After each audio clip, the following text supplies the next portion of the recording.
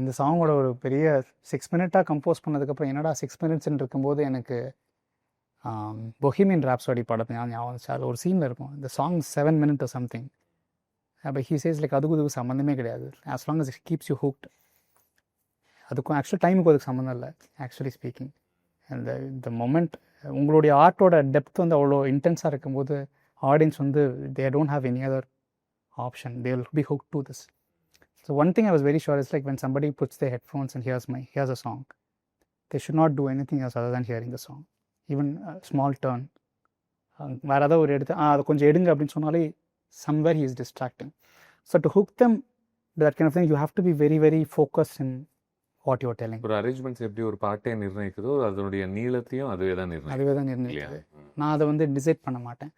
கண்ணை மூடிட்டு பாட்டு வாசிக்கும்போது அது உங்களை ஒரு ஃப்ளோக்கு எடுத்துகிட்டு போகும். அந்த ஃப்ளோவில் ஸ்டிக் பண்ண இந்த அனுபவம் நல்லா இருக்கு, இன்னும் கொஞ்சம் இதில் உட்காருவோம் அப்படின்ற ஒரு இன்டெலிஜென்ஸ் கண்டிப்பாக இல்லை. அதுதான் வந்து I think that is what is running behind as.